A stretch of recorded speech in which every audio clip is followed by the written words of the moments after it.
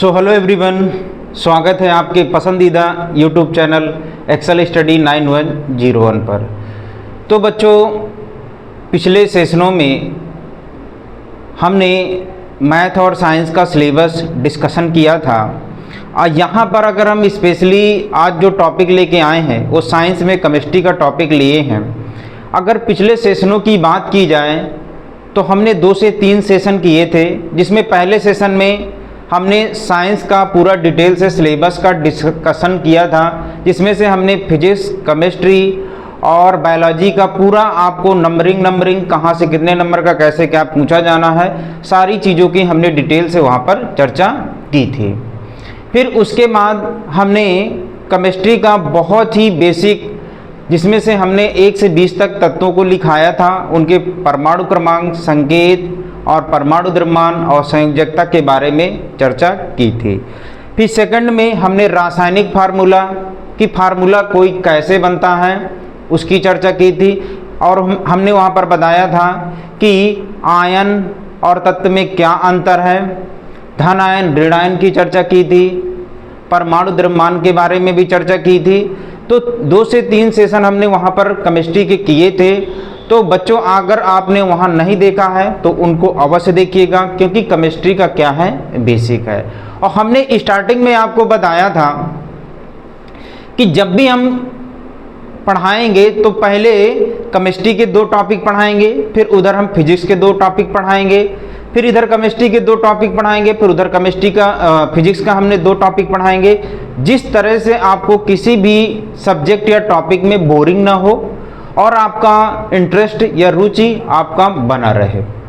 तो आज बच्चों जो हम लेके आए हैं बहुत ही इम्पोर्टेंट आपका चैप्टर, जिसका नाम है रासायनिक अभिक्रियाएं एवं समीकरण, केमिकल रिएक्शंस एवं इक्वेशन, जिसमें से हम इसके बारे में डिटेल से चर्चा करेंगे। आज हम जानेंगे कि रासायनिक अभिक्रिया क्या है, फिर उसके बाद हम ये भी बताएंगे कि रासायनिक समीकरण क्या होता है। इन दोनों के बारे में हम चर्चा करेंगे।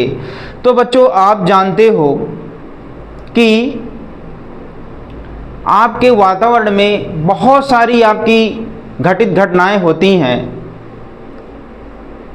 जिनमें से जैसे आपने देखा होगा कि दूध में अगर हम नींबू मिला देते हैं तो क्या किस में परिवर्तित हो जाता है, दही में परिवर्तित हो जाता है। कभी कभी माताओं या मम्मी लोग को देखे होंगे, वो पायल पहनी रहती हैं, पायल में क्या होता, कुछ समय के बाद क्या हो जाता है, उनके पायल में हरे रंग की एक परत चढ़ जाती है। ये सारी अभिक्रियाएं क्या होती हैं, अभिक्रिया के उपरांत होती हैं। ऐसी अभिक्रियाओं को क्या कहते हैं, रासायनिक अभिक्रियाएं कहते हैं। जैसे आपने देखा होगा, जब हम लोहा लेके आते हैं तो वो शुद्ध फॉर्म में रहता है, और जब हम उसको कुछ समय के बाद देखते हैं तो उसमें अभिक्रिया के दौरान या आर्द्रता और नमी की उपस्थिति में वो लोहा क्या होता है, जंग रोधी या जंग लग जाता है। तो ये किसके कारण हो रहा है, रासायनिक अभिक्रियाओं के कारण हो रहा है। जैसे आपका दहन होना या जलने के उपरांत क्या होता है कि हमें प्रकाश और लाइट मिलती है। ये सारी हमारी क्या है, अभिक्रियाएं हैं, जिन्हें हम रासायनिक अभिक्रियाएं कहते हैं। ठीक, तो बच्चों आज हमें जानना है कि रासायनिक अभिक्रियाएं क्या हैं। तो हमने सबसे पहले अभिक्रिया को यहाँ पर परिभाषित किया है कि हमारे चारों ओर अनेक परिवर्तन होते हैं। अनेक परिवर्तन का मतलब ये है कि साइंस के इस युग में परिवर्तन, हम सुबह से मॉर्निंग से लेकर इवनिंग तक कुछ ना कुछ परिवर्तन होना स्वाभाविक है। तो अनेक परिवर्तन होते रहते हैं जो पदार्थों के रासायनिक संगठन और गुणों को क्या कर देते हैं, परिवर्तित कर देते हैं। अर्थात संगठन का मतलब होता है कि कोई भी चीज़ अगर बना है तो उसमें चेंजिंग कर देंगे, या किसी चीज़ का गुण है, जैसे ठोस है, अब ठोस से वो बदल कर किस में आ गया, द्रव में आ गया, और द्रव में से बदल कर वो किस में आ गया, गैस में। तो ये गुणों के आधार पर परिवर्तन करते हैं। ऐसे परिवर्तनों को क्या कहते हैं, अभिक्रिया कहते हैं। जैसे दूध का फट जाना, अभी हमने बताया है कि दूध में यदि आप नींबू मिला देंगे तो ये किस में परिवर्तित हो जाएगा, दही में परिवर्तित हो जाएगा। तो ये देखिए, अब ये कैसी अब अभिक्रियाओं के कारण ही तो ये हो रहा है। कि दूध में हमने नींबू मिलाया और वो किस में परिवर्तित हो गया, दही। ऐसी अभिक्रियाएं ही हमारी क्या कहलाती हैं, रासायनिक अभिक्रियाएं। जंग के बारे में हमने बताया कि लोहा जब हम लेके आते हैं तो प्योर होता है, उसमें चमक जो रहती है वो ज़्यादा रहती है, लेकिन कुछ समय के बाद अगर उसको हम रखेंगे तो आदतः नमी की वजह से वो क्या होता है, जंग लग जाती है। दहन होना, जलना, अब जलने में देखिए हमने बताया है कि जलने के बाद कोई भी चीज़, जैसे मैग्नीशियम को वायु में जलाते हो तो मैग्नीशियम ऑक्साइड में परिवर्तित हो जाता है। फिर आपका परमाणु विस्फोट के दौरान भी ये सारी क्या है, ऐसी अभिक्रियाएं हैं, ठीक। अब इसको रासायनिक अभिक्रियाओं को अगर हम परिभाषित करें तो वह अभिक्रिया जिसमें एक या एक से अधिक पदार्थ मिलकर नए पदार्थ का निर्माण करते हैं उसे क्या कहते हैं, रासायनिक अभिक्रिया या रासायनिक अभिक्रिया कहते हैं, ठीक। जैसे मैग्नीशियम का वायु में दहन। अब मैग्नीशियम का वायु में दहन, जैसे मान लीजिए फॉर एग्जाम्पल हमने मैग्नीशियम लिया और वायु की उपस्थिति में उसको क्या कर दिए, अभिक्रिया करेंगे, क्योंकि वातावरण में क्या है, ऑक्सीजन है। वायु की उपस्थिति में इसको क्या कर दिए, गर्म किए या जलाए, तो हमारा किस में बदल जाएगा, मैग्नीशियम ऑक्साइड, ठीक। अब यहां पर क्वेश्चन में बोला है कि वह अभिक्रिया जिसमें एक या एक से अधिक पदार्थ, एक या एक से अधिक पदार्थ, देखिए मैग्नीशियम एक पदार्थ हो गया, ऑक्सीजन भी एक पदार्थ हो गया, दोनों मिल गए, क्योंकि इसमें बोला है या तो एक होगा या एक से अधिक भी पदार्थ हो सकते हैं। जब मिल जाते हैं तो नए पदार्थ का निर्माण करते हैं। ये आपका मैग्नीशियम ऑक्साइड क्या है, नया पदार्थ है, तो ये क्या कहलाते हैं, रासायनिक अभिक्रियाएं कहलाते हैं। अभी हमने उसके पूर्व में चर्चा की है कि दूध में जब नींबू मिला देते हैं तो दही बन जाता है, ये भी क्या है, एक रासायनिक अभिक्रिया है। अगर हम इसको संतुलन की बात करें तो मैग्नीशियम यहाँ पर क्या है, एक है, ऑक्सीजन यहाँ पर दो है, तो हम क्या करेंगे, यहाँ दो का गुणा करा देंगे तो मैग्नीशियम दो हो जाएगा। यहाँ पर मैग्नीशियम कितना है, एक है, तो दो का यहाँ पर गुणा करा देंगे, मैग्नीशियम दो हो गया, ऑक्सीजन दो हो गया, ऑक्सीजन भी दो हो गया। इस प्रकार से हम रासायनिक समीकरण को क्या कर सकते हैं, संतुलित कर सकते हैं। तो देखिए बच्चों, हमने आपको बताया कि वह अभिक्रिया जिसमें एक या एक से अधिक पदार्थ मिलकर नया पदार्थ का या नए पदार्थ का निर्माण करते हैं उसे रासायनिक अभिक्रिया कहते हैं। हमने पहला पदार्थ जो लिया है मैग्नीशियम, दूसरा पदार्थ हमने क्या लिया, ऑक्सीजन, दोनों जब अभिक्रिया हो गई तो क्या बन गया, मैग्नीशियम ऑक्साइड, और ये आपका क्या है, नया पदार्थ बन रहा है। इन्हीं को क्या कहते हैं, ऐसी प्रक्रिया को हम क्या कहते हैं, रासायनिक अभिक्रिया कहते हैं। अगर इनके में नाम की बात करें तो ये क्या है, था आपका मैग्नीशियम था, मैग्नीशियम था, और ये आपका क्या था, ऑक्सीजन था, और जो बनकर नया पदार्थ प्राप्त हुआ है ये आपका क्या है, मैग्नीशियम ऑक्साइड।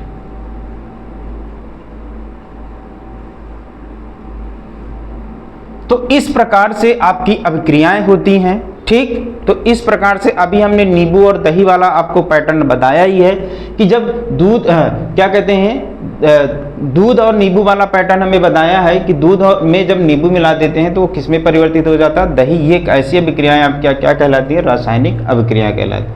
अब अगले हम टॉपिक पर चलेंगे। अगला जो आपका टॉपिक है वो क्या है, रासायनिक समीकरण। अब रासायनिक समीकरण किसे कहते हैं, किसी अभिक्रिया में भाग लेने वाले पदार्थों का सूत्र द्वारा प्रदर्शित करना रासायनिक समीकरण कहलाता है।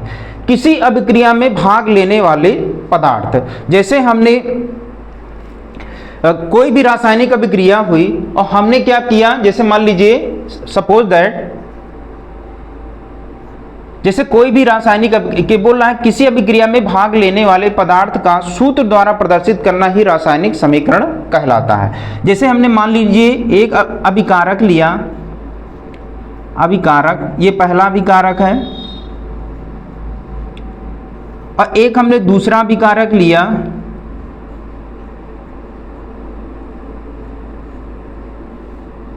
ठीक है। इसके उपरांत अभिक्रिया के दौरान हमें क्या मिल गया, उत्पाद मिल गया। मान लीजिए कभी कभी क्या होता है, एक ही उत्पाद प्राप्त होता है, कभी कभी हमें क्या होते हैं, दो उत्पाद प्राप्त हो जाते हैं। ये मान लीजिए पहला उत्पाद है और ये क्या है, दूसरा उत्पाद है। ये पहला अभिकारक है और ये क्या है, दूसरा अभिकारक है। तो यहाँ पर ये बोला है कि किसी अभिक्रिया में भाग लेने वाले पदार्थों का सूत्र द्वारा प्रदर्शित करना। अब मान लीजिए अभिकारक में पहला अभिकारक हमने लिया मैग्नीशियम दूसरा हमने ले लिया ऑक्सीजन, जब अभिक्रिया कराएं तो बन गया मैग्नीशियम ऑक्साइड, तो ये हमारा क्या हो गया, उत्पाद बन गया। और ये दोनों क्या हैं, अभिकारक हैं। तो कभी कभी हम क्या करते हैं, एक अभिकारक लेते हैं, कभी कभी दो अभिकारक, और जब ये अभिक्रिया के उपरांत कभी कभी सिंगल उत्पाद बन जाता है, कभी कभी डबल उत्पाद बन जाता है। अब अभिकारक किसे कहते हैं, अभिक्रिया में भाग लेने वाले पदार्थों को अभिकारक कहते हैं, और जो नए उत्पाद बनाते हैं, नया पदार्थ बनाते हैं, उन्हें क्या कहते हैं, उत्पाद कहते हैं। ठीक, अब इसी को पदार्थों का सूत्र द्वारा प्रदर्शित करना, इसी को हमने सूत्र द्वारा प्रदर्शित कर दिया, यही आपका क्या कहलाता है, रासायनिक समीकरण कहलाता है। अभी आपको जैसे हमने पूर्व में आपको बताया था कि इसको मान लीजिए संतुलित करना है, तो संतुलित करने के लिए ऑक्सीजन 2 है, यहाँ ऑक्सीजन 1 है तो 2 का गुणा करा देंगे। अब यहाँ पर मैग्नीशियम 2 हो गया, ऑक्सीजन 2 हो गया, तो यहाँ पर भी 2 का गुणा करा देंगे। इस प्रकार से ये आपका समीकरण जो है, ये आपका रासायनिक समीकरण संतुलित माना जाएगा। रासायनिक संतुलित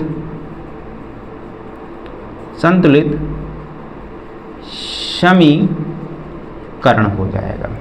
ठीक, तो इस प्रकार से आपको परिभाषाओं द्वारा पढ़ करके, या आपको जान लेना है पहले परिभाषा, और फिर उसको एग्जाम्पल के तौर पर आप समझेंगे तो बहुत आसानी शब्दों में वो आपको समझ में आ जाएगा। तो देखिए हमने क्या बताया, किसी अभिक्रिया में भाग लेने वाले पदार्थों, अब अभिक्रिया में भाग लेने वाले पदार्थ कौन कौन से थे, 2 आपके क्या थे, पदार्थ थे। अब इसके उपरांत जब आपकी अभिक्रिया हुई तो 2 उत्पाद बने। ठीक है, इन्हीं को सूत्र द्वारा हमने प्रदर्शित कर दिया, यही आपका क्या कहलाता है, रासायनिक समीकरण कहलाता है। ठीक है, और आप एग्जाम्पल यहाँ पर ले सकते हैं।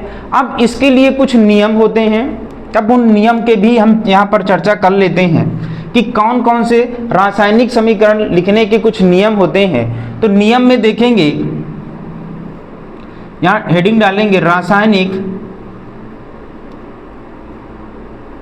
समीकरण बनाने के नियम। किस तरह से ये आपके बनाए जाते हैं, अब इसके क्या नियम होते हैं। तो सबसे पहले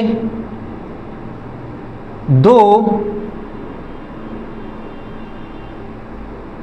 अभिकारकों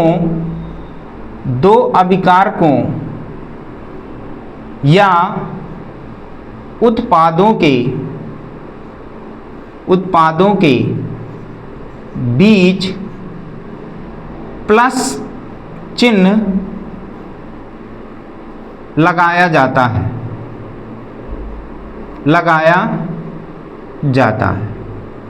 हमने क्या बताया, 2 अभिकारकों या उत्पादों के बीच प्लस चिन्ह लगाया जाता है। देखिए यहाँ पर 2 अभिकारक थे, तो देखिए इनके बीच में हमने प्लस चिन्ह लगाया है। ठीक, यहाँ पर आपका एक ही उत्पाद था तो हमने यहाँ पर प्लस चिन्ह नहीं लगाया, अगर डबल उत्पाद होते तो वहां पर भी हम प्लस चिन्ह अवश्य लगाते। तो हमने पहला नियम में बताया कि 2 अभिकारकों या उत्पादों के बीच प्लस चिन्ह लगाया जाता है। दूसरा आपका नियम है कि अभिकारकों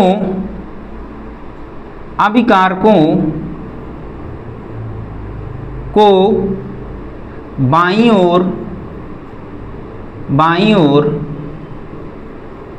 तथा उत्पादों को दाईं ओर लिखते हैं। देखिए यहाँ पर नियम जो है वो आपका क्या है कि अभिकारकों को जो हम किधर लिखते हैं, बाईं ओर, और उत्पादों को किधर साइड लिखते हैं, दाईं ओर लिखते हैं। ठीक, ये है। फिर तीसरा आपका नियम है कि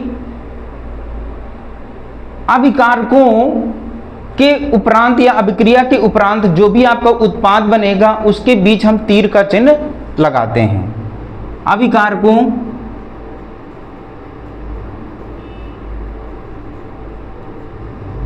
तथा उत्पादों के बीच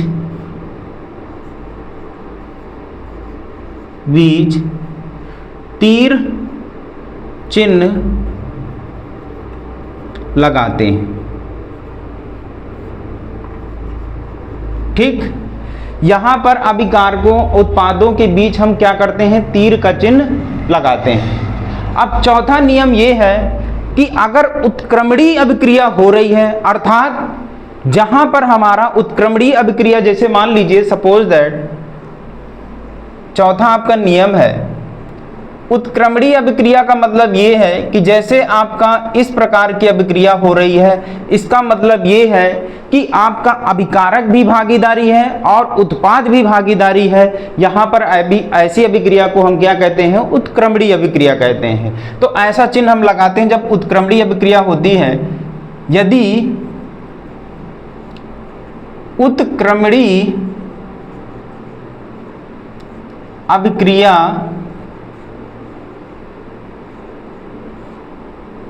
हो रही है तो चिन्ह द्वारा प्रदर्शित किया जाता है।